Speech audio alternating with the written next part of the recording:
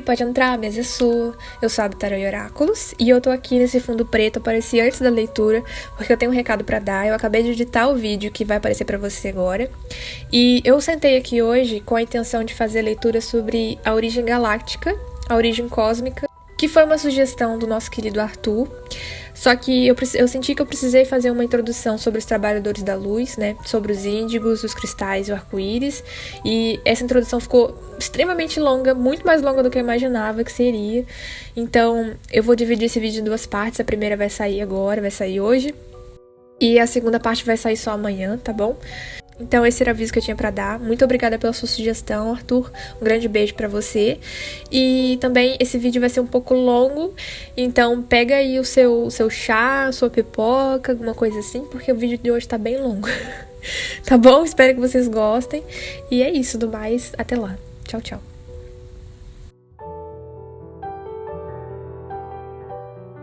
Bom, eu sei que nem todo mundo que assiste aqui já teve a oportunidade de conhecer essa palavra, o significado dessa palavra, trabalhador de luz, semente das estrelas. E eu sei também que esse assunto é um pouco delicado para algumas pessoas, porque afinal de contas a gente vai falar sobre seres extraterrestres aqui. E, assim, alguns desses seres também nem são muito queridos pela população geral, né? A gente tem os reptilianos, os draconianos, a própria aparência assusta, né? E é um assunto delicado realmente. E tem tanta coisa sobre isso aqui na internet, tanta coisa, tanto assunto, tantas canalizações. É uma questão de crença. Muitas pessoas são céticas sobre a psicografia, muitas pessoas são céticas sobre a astrologia, sobre o tarô, e tá tudo bem, tá? Cada um anda o caminho que anda, não existe outra forma, cada um segue o próprio caminho. Particularmente eu acredito em canalizações, não em todas. Eu acompanho há alguns anos, o meu favorito de todos os tempos é o Bashar. Mas eu acho que é principalmente porque ele fala sobre questões que me interessam muito, né? Ele fala sobre metafísica, como funciona o universo, o tempo, o espaço. Eu amo muito as mensagens dele. Então dá uma olhadinha nele se você também gosta desses assuntos, talvez você goste também.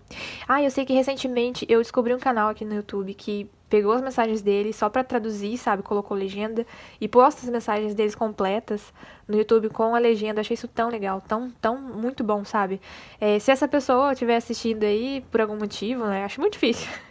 Mas se você que criou, foi você que criou esse canal com as legendas do Bashar, muito obrigada, foi muito boa essa iniciativa sua, tá? Gostei bastante. Muito provavelmente essa pessoa também é um trabalhador da luz. Essa pessoa que criou esse canal. Mas enfim, vamos começar. Vamos aproveitar, deixa e falar, né? O que será um trabalhador da luz? Quem são os trabalhadores da luz? O que eles fazem, né?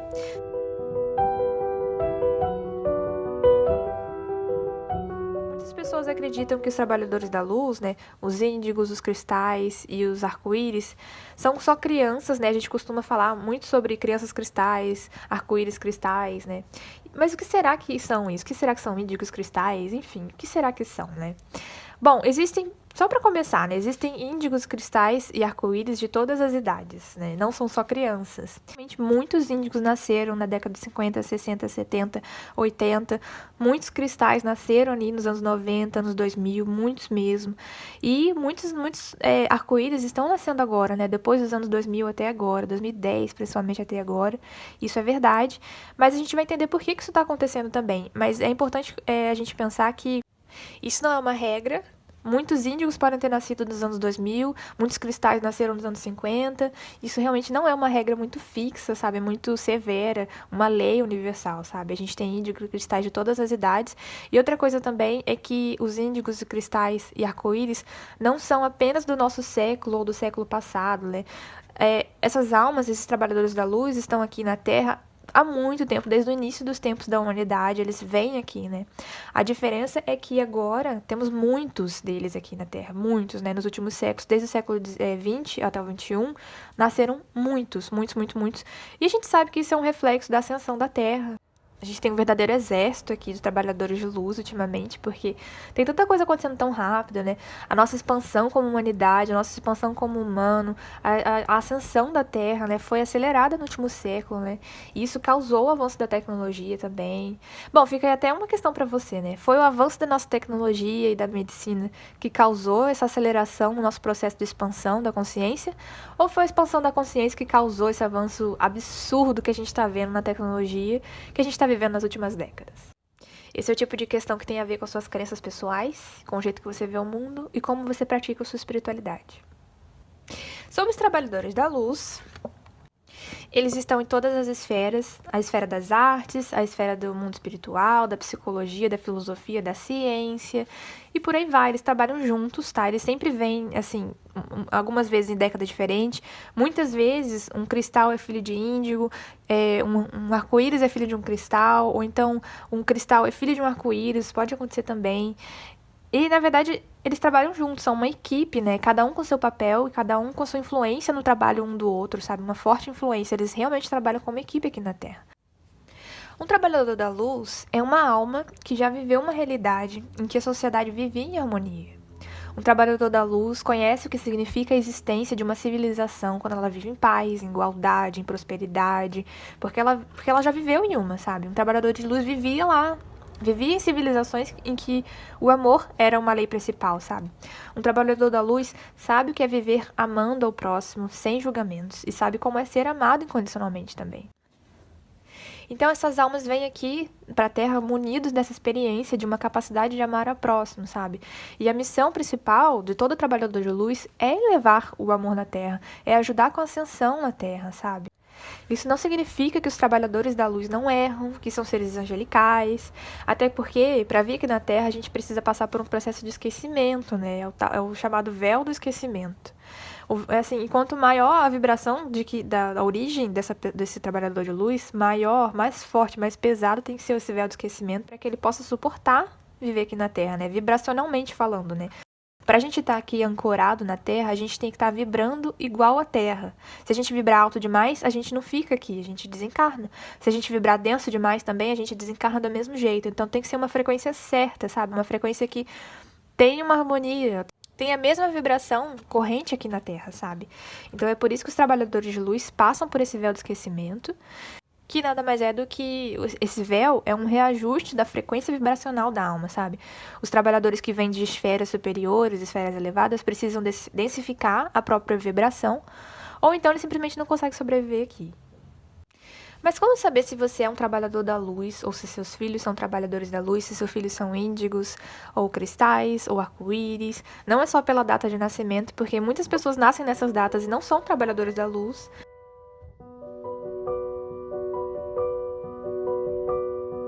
Então, tem, assim, alguns sintomas, vamos dizer assim, né? Tem algumas características que aparecem nesses trabalhadores da luz. Tenho certeza que você vai entender assim que eu começar a falar.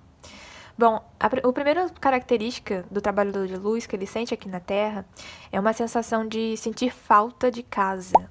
É uma sensação que nunca passa, não importa o quanto você construa uma família amorosa para você, ou então quanto a sua família tenha sido amorosa com você, quanto você ama a sua cidade, o seu país, de onde você veio, essa sensação nunca passa. Não importa o tanto quanto você ame a sua casa, essa sensação não passa. A sensação de que você sente falta de casa, sabe? É quase como se você nunca tivesse em casa de verdade.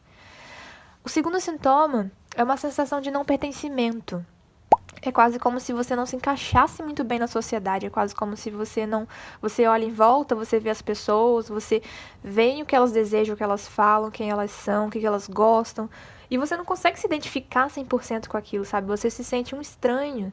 E em muitos trabalhadores de luz, isso é uma característica muito forte. Assim, alguns trabalhadores de luz sentem-se realmente alienados até, né?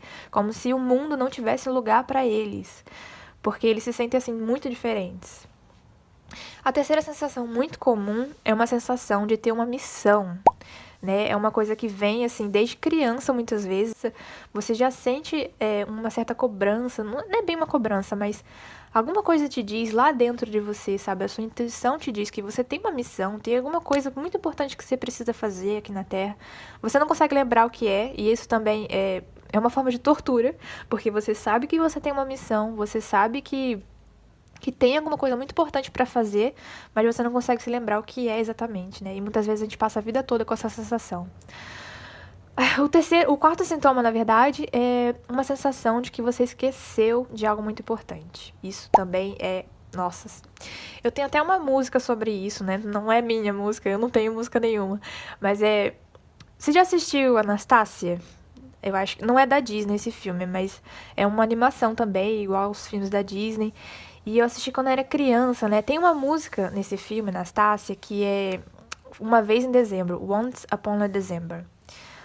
Pense numa pessoa que chora ouvindo uma música, né? Eu choro ouvindo essa. Por quê, né? Essa música, ela fala sobre a história da Anastácia, né? Porque ela sofreu uma amnésia, ela era uma princesa russa e aconteceu que ela foi separada da família dela.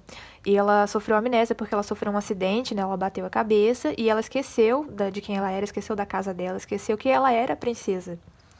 E aí ela passa a ser uma órfã, ela passa a viver no orfanato. Quando ela completa 18 anos, né? Ela é mandada embora do orfanato, porque ela já alcançou a maioridade, então agora ela tem que cuidar de si própria. E aí ela começa a procurar as origens dela. Mesmo não sabendo, né, ela tem amnésia, ela vai em busca a descobrir quem é a família dela, né, quem são os pais dela. E tem essa música no meio do filme, que é quando ela entra no palácio que ela costumava viver. Nossa, eu fico muito arrepiada, eu realmente fico muito emocionada mesmo com essa música, porque é um momento em que ela tá sentindo uma sensação de que ela quase se lembra, mas ela não se lembra, sabe? Ela quase se lembra quando ela era amada, ela quase se lembra quando ela tinha um pai, uma mãe que amavam ela quase se lembra quando as coisas eram muito belas ao redor dela, ela era uma princesa, ela vivia num castelo, né? Tudo era muito belo, todo mundo amava a princesa. E eu tô falando aqui desse filme, não é só porque eu gosto desse filme, dessa história, mas é porque essa é uma sensação que todos os trabalhadores de luz sentem na pele, sabe? Uma sensação de que você quase se lembra de quem você é, mas você não se lembra exatamente. E é uma sensação também de que você foi, de certa forma, você de certa forma virou um órfão, né? Porque você costumava conhecer como era esse amor incondicional, e agora parece que você não tem mais isso, né? Você vive aqui nesse mundo, você foi jogado nesse mundo aqui, no planeta Terra, para viver entre essa loucura que é, essa violência, todas essas coisas erradas que acontecem, e todos os trabalhadores de luz sofrem isso na pele, né? Sofrem essa sensação de ter sido deixado para trás. E isso não é verdade, né? Porque, assim, primeiro, a gente não tá sozinho, nossa família de alma sempre tá com a gente, né? Os trabalhadores de luz não trabalham sozinhos, eles não vêm aqui, ninguém espera que eles trabalhem sozinhos, né? Eles vêm aqui com uma equipe de mentores espirituais, de anjos que cuidam muito bem deles, que estão sempre próximos a ele, tentando lembrar que eles são amados e que eles não são esquecidos, sabe? E outra coisa que a gente precisa lembrar também é que mesmo que a gente sinta essa sensação de não pertencimento aqui na Terra, por sermos sementes das estrelas, por sermos trabalhadores de luz, isso também não é verdade. A gente pertence sim aqui à Terra. Aqui é o nosso lugar. E essa sensação de não pertencimento vem do fato da nossa vibração não estar assim, em perfeita harmonia com a vibração da Terra. A gente vem com uma vibração diferente daqui da Terra e o nosso papel é fazer com que as pessoas ascendam também, sabe? Que as pessoas também vivam em harmonia, também vivam o amor incondicional que a gente conheceu na nossa casa, sabe? Conheceu em outros planetas, conheceu em outros lugares de onde a gente veio, de onde a gente costumava viver. Então, de certa forma, foi uma escolha. De certa forma, não. Foi uma escolha nossa, sabe? Então, foi uma escolha nossa vir aqui. Ninguém mandou a gente pra cá, não é um castigo estar aqui. A gente faz isso por amor. E a gente nunca deve esquecer disso. Bom, a última característica, né, que eu estava falando aqui é a questão das habilidades especiais. Muitos trabalhadores de luz, especialmente os cristais e os arco-íris, vêm com habilidades especiais, vamos dizer assim. São superdotados de superinteligência, às vezes telepatia, são grandes médiums, são pessoas que vêm com algumas habilidades que algumas outras pessoas consideram especiais demais, sabe? Que são diferentes mesmo, são um ponto fora da curva.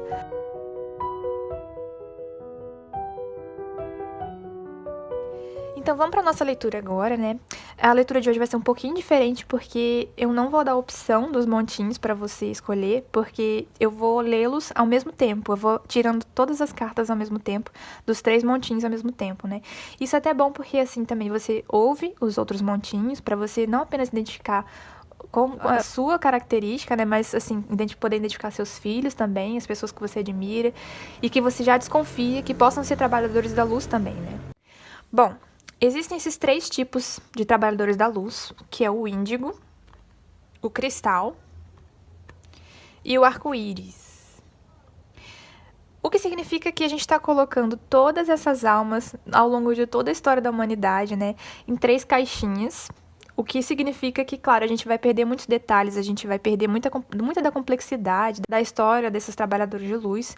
A gente sabe disso, sabe o que acaba acontecendo. Mas, por outro lado, dar rótulos, dar nome às situações é uma forma que ajuda a gente a entender também as coisas, sabe? Então, não é de todo ruim. E, assim, ser índigo, cristal ou arco-íris é quase como se fosse um signo astrológico, sabe? Mas é um signo da alma, né? Mas assim como a gente não é definido estritamente pelas descrições do nosso signo, do nosso mapa astral, a nossa assinatura de alma também não define a gente. E para ser sincera, com certeza existem outras assinaturas de alma, existem outras almas de trabalhadores de luz que também não se encaixam 100% aqui só em índigo, só em cristal ou só em arco-íris. Mas para facilitar a situação, vamos falar o que a gente já conhece, porque também muitos trabalhadores de luz vão se encaixar aqui em um desses três. É importante lembrar também que, assim como a analogia que eu fiz com o signo, muitos trabalhadores de luz também nascem em papéis diferentes, em vidas diferentes. Em uma vida você pode nascer um índigo, em outra você pode nascer um arco-íris, dependendo de como e qual é a sua missão naquele momento, sabe? Da mesma forma, existem almas, existem trabalhadores de luz que são realmente mestres naquilo que eles fazem. Existem índigos que são mestres nas tarefas de índigo. Então, eles vêm frequentemente como índigos, porque eles são muito, muito bons nisso, sabe? Eles são muito bons em ser índigos. E a gente vai falar um pouco sobre qual é o papel de cada um aqui, né? Da mesma forma, tem muitos cristais que são mestres em serem cristais e que eles sempre vêm sendo cristais, né? Um dos nossos mestres cristais foi Jesus. Não quer dizer que nem toda pessoa que é cristal é tão ascensionado quanto Jesus é ascensionado, né? Mas Jesus era um mestre cristal. Uma criança cristal faz referência à consciência crística, que é a consciência de Cristo. E o mesmo vale para os arco-íris também. Existem arco-íris que são mestres em serem arco-íris. E bom, vamos começar. Eu trouxe aqui essas cartas que são cartas que falam sobre arquétipos. Elas são muito boas para esse tipo de leitura. E a gente vai começar falando o papel principal de cada um desses trabalhadores da luz. Vamos virar as cartas.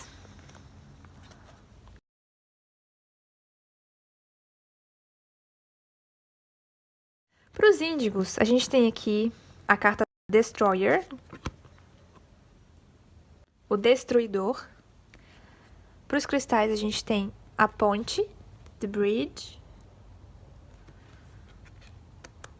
E para os arco-íris, a gente tem The Sustainers, os mantenedores, os sustentadores. Os índigos são nossos verdadeiros revolucionários. Eles vêm aqui para desafiar o status quo. Eles vêm aqui para revolucionar as situações, mudar as coisas. São os índigos que se incomodam profundamente ali com a injustiça, com a desigualdade social, com os problemas sociais. São eles que se sentem extremamente desconfortáveis com as injustiças. São eles que lutam contra as injustiças. Eles não apenas se sentem desconfortáveis, mas eles fazem alguma coisa para mudar, sabe? Eles colocam a mão na massa, eles vêm aqui, eles causam revoluções, eles exigem, eles lutam pela mudança. Eles são os grandes agentes da mudança aqui na Terra, os grandes agentes da transformação. Os cristais, eles vêm em épocas de transição.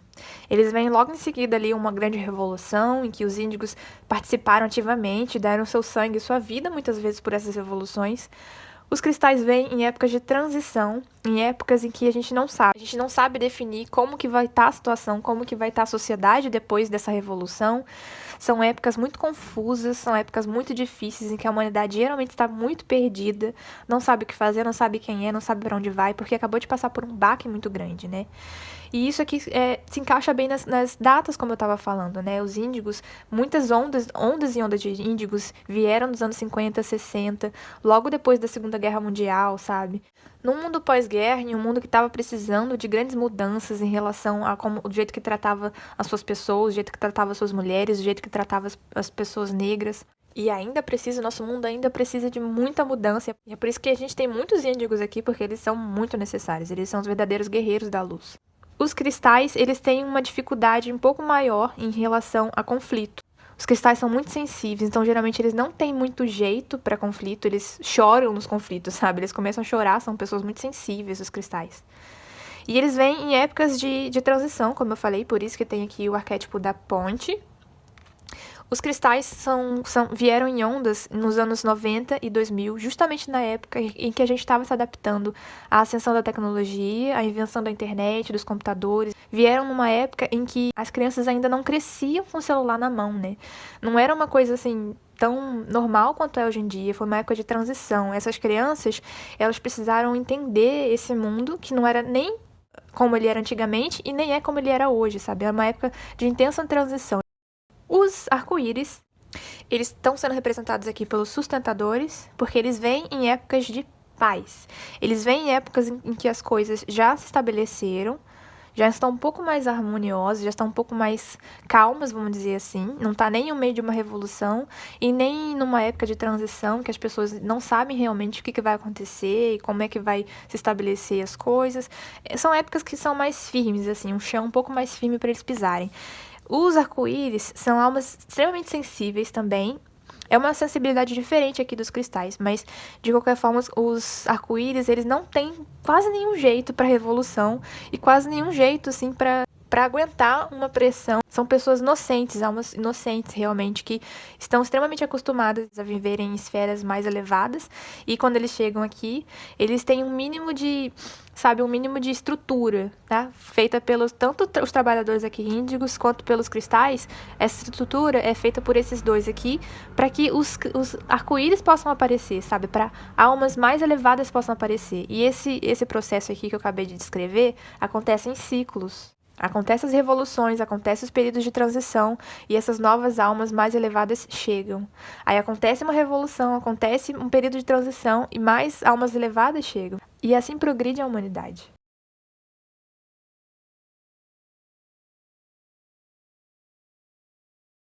Vamos ver as outras cartas aqui embaixo.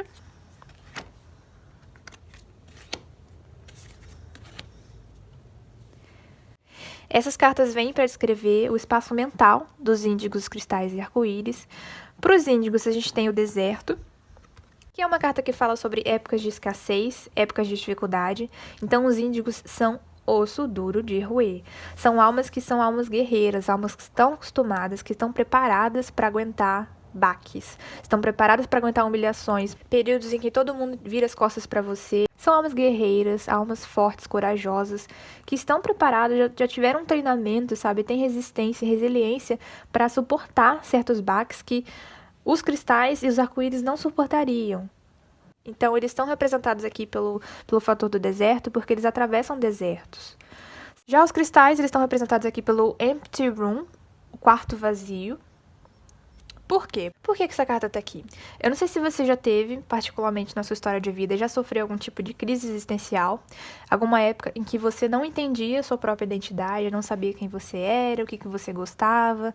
Isso é muito comum, né, passar por essas crises existenciais. E por que eu tô falando disso? Porque os cristais são pessoas que estão muito preparadas, eles são mestres para passarem em épocas em que, vamos dizer assim, a humanidade está passando por uma crise existencial. A humanidade não sabe quem ela é, ela não está estabelecida. São épocas de transição, né?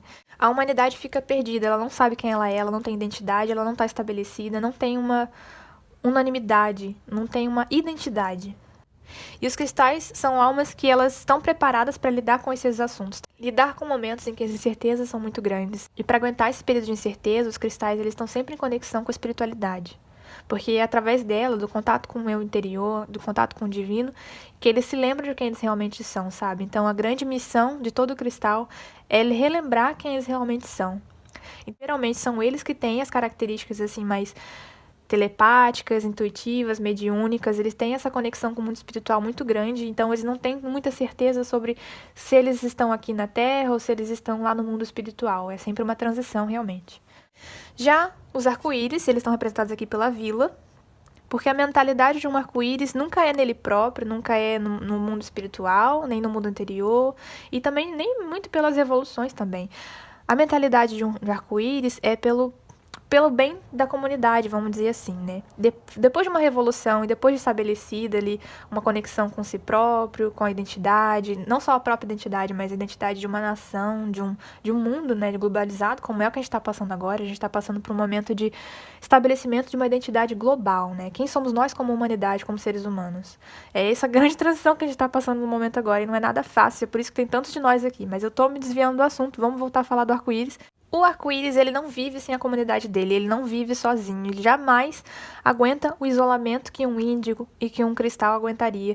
Ele jamais suportaria, sabe? São almas que são realmente voltadas para a comunidade, para a vila. São almas que elas não vêm aqui para lutar pela liberdade, não são almas que estão aqui para tentar lembrar de quem elas são. Muitas vezes os arco-íris nem se interessam muito pela espiritualidade, como os cristais, e às vezes também nem se interessam muito pelas questões de igualdade social. Eles se focam ali em construir e manter o que a gente já tem de bom, o que a gente já tem de harmonioso, o que já está funcionando. São eles que mantêm o que já está funcionando. Vamos tirar mais cartas.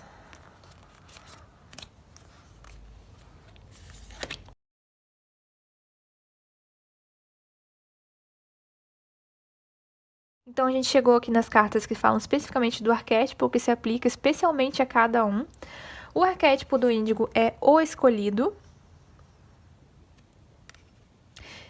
O arquétipo do cristal é o místico. E o arquétipo do arco-íris é a criança eterna. O índigo é o escolhido. E quando a gente fala do escolhido, eu lembro logo do Neo, do filme Matrix, que ele era aquele responsável pela grande revolução ali que aconteceu em Matrix. Ele era o escolhido. O Neo, esse personagem do filme Matrix, como todos os índigos, tem essa questão da responsabilidade, do peso da responsabilidade, de estar nas costas dele, nas mãos dele, porque é ele que tem as habilidades, as ferramentas, sabe? Ele que foi o escolhido. Não tem mais como outra pessoa fazer isso além dele, né? Está na responsabilidade dele. E eu sei que isso é algo que os índigos sentem muito, sabe? Os cristais estão sendo representados pelos místicos, porque os cristais são aqueles que se dedicam ao estudo da espiritualidade, da filosofia, da psicologia. Os cristais são os grandes, vamos dizer assim, mensageiros da humanidade. São eles que vêm para deixar uma mensagem de amor, sabe? Deixar uma mensagem de igualdade, de união. São os místicos e os cristais que inspiram a humanidade. Voltar os seus olhos para o amor, voltar os seus olhos para a união. Então é da característica deles serem grandes buscadores da verdade, serem grandes buscadores do mundo espiritual, das verdades espirituais. Já os arco-íris estão sendo representados aqui pela eterna criança, porque é para eles, afinal de contas, que os índigos e os cristais trabalham. Isso me lembra aquela passagem bíblica que diz que os mansos herdarão a terra. E os arco-íris, eles são os mansos que herdarão a terra. Os arco-íris, eles não são capazes de lutar e de sofrer e de aguentar a pressão como esses dois aqui, mas eles são os mestres em fazer o mundo funcionar. E eles são as grandes inspirações também do índio e do cristal. E o jeito da gente imaginar isso, essa dinâmica, é realmente imaginando eles como a eterna criança, né? A gente não consegue imaginar uma criança indo pra guerra, uma criança lutando por uma revolução, pela melhora do mundo. A gente não consegue imaginar isso porque é uma coisa que não faz muito sentido, não é o papel da criança fazer isso, sabe? Da mesma forma, a gente não consegue imaginar uma criança investigando grandes questões filosóficas, sendo grandes conselheiros, grandes sábios que vêm guiar a humanidade. A gente não consegue imaginar uma criança fazendo esse papel. E essas almas arco-íris, elas não são eternamente crianças, elas chegam à maturidade, sim, elas crescem, envelhecem, como todas as outras. O papel do arco-íris é construir o futuro, é constituir o futuro, sabe? Elas são essas pessoas, essas almas pelas quais os índigos e os cristais lutam, para protegê-la e para garantir um futuro melhor para elas. Vamos ver quais outras cartas temos aqui, já são as últimas. Os índigos são os verdadeiros guerreiros da luz, são aqueles que aguentam todos os baques, são aqueles que causam as revoluções, são aqueles que vêm em vidas passadas e acabaram sendo enforcados, queimados como bruxas. São aqueles que vêm agora para lutar pelos direitos humanos, para lutar pela igualdade, para lutar pela justiça, para lutar pelo feminismo, para lutar pelos direitos dos animais. São verdadeiros revolucionários, são pessoas que não se conformam com o status quo.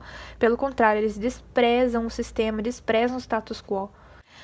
Já os cristais, eles são os xamãs, os grandes xamãs da nossa humanidade, da nossa sociedade. São almas que vêm e alcançam sabedoria, são almas que alcançam uma sabedoria espiritual, alcançam conhecimento espiritual. Eles tornam-se grandes conselheiros, grandes guias para a humanidade. E, acima de tudo, são almas que são muito capazes de expandir a consciência, não apenas a das pessoas em volta, porque elas inspiram as outras pessoas a expandir a sua consciência também, mas elas próprias estão expandindo a sua consciência em uma velocidade grande, né? Porque o que são esses períodos de transição? São períodos em que as coisas acontecem muito rápido, e muitas pessoas têm dificuldade de lidar com essa rapidez que está acontecendo, essas mudanças, mas os cristais não têm tanta dificuldade assim, porque eles são acostumados a sofrer por essas acelerações em períodos de evolução, sabe? Então, os cristais, eles vieram nessa época de ascensão da internet porque são almas muito preparadas com aceleração. Eles estão acostumados a expandir a consciência de modo rápido, o que não é algo fácil, não é algo realmente fácil.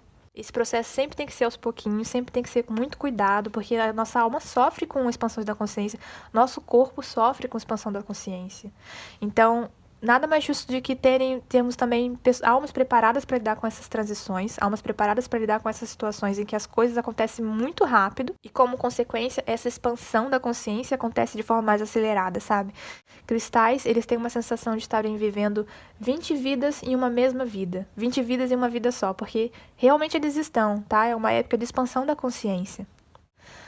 Os meus arco-íris maravilhosos aqui são os grandes criadores. Eles são almas extremamente criativas, são almas extremamente inteligentes. E essa criatividade aqui não é uma criatividade para as artes apenas, né? É também, são grandes artistas também. Mas é uma criatividade também para a tecnologia, para a ciência. Os arco-íris são muito interessados por tecnologia, eles são completamente apaixonados por tecnologia. Eles vêm de civilizações em que a tecnologia comandava a vida deles de uma forma além do que a gente consegue imaginar atualmente, sabe? E eles estão acostumados a viver em civilizações em que a tecnologia é muito avançada. Então, os arco-íris vêm aqui já cheio de ideias para implementar, já cheio de evolução tecnológica para implementar aqui.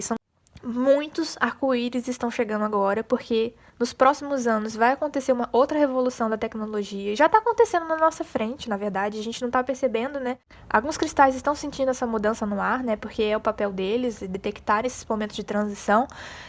E o que está acontecendo agora na nossa humanidade é que a gente está passando por uma transformação em que a nossa tecnologia vai dar um outro salto absurdo, né? Que é a ascensão da inteligência artificial, né? O nosso mundo está prestes a mudar, da mesma forma que a internet mudou o nosso mundo, né? Nos anos 90, a ascensão da internet e dos nossos computadores, nossos celulares. Agora, nessa década e na próxima, a gente vai assistir a ascensão da inteligência artificial, que vai afetar nossa vida diária, cotidiana, de uma forma inimaginável pra gente. E são essas pessoas, essas almas arco-íris, que vão trazer essa tecnologia pra gente, que vão ser os grandes programadores, os grandes criadores dessa tecnologia. São eles que vêm para criar essas tecnologias, porque eles estão acostumados a viver com essa tecnologia, eles já vêm com essa missão de implementar essa tecnologia aqui na Terra. Para os meus amigos que já são iniciados, eu só quero referir também as ordens aqui que eu estava esquecendo. Eu falei que os índigos são representados pela Ordem dos Templários, os cristais, eu não tinha falado ainda, são representados pela Ordem dos Melquisedeques, e os meus amigos arco-íris aqui são representados pela Ordem da Aurora Dourada.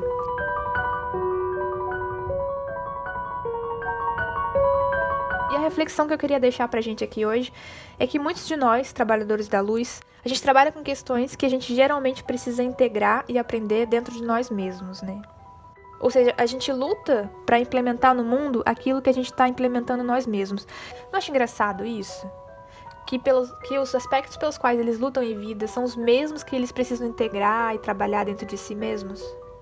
Isso é uma lei hermética, né? Assim na terra como nos céus, assim dentro como fora. Eu acho muito importante que a gente assuma que a gente cometeu erros em vidas passadas, até para que a gente não cometa novamente esses mesmos erros, né? Que é assim que progride a humanidade, que a gente melhore nossos próprios erros. Bom, por enquanto é tudo que eu tenho pra você, eu espero que tenha te ajudado. Então, o pessoal que tava esperando aí o vídeo das cartinhas canalizadas, infelizmente vai ter que ficar pra semana que vem, tá bom? Espero que você não fique muito chateado comigo. E é isso, eu não sei nem se você ficou até o final, porque foi um vídeo muito longo, tá bom? Mas se você ficou, um grande beijo no seu coração e muita força aí no seu caminho, tá? E eu te vejo nos meus próximos vídeos, tá bom? Tchau, tchau.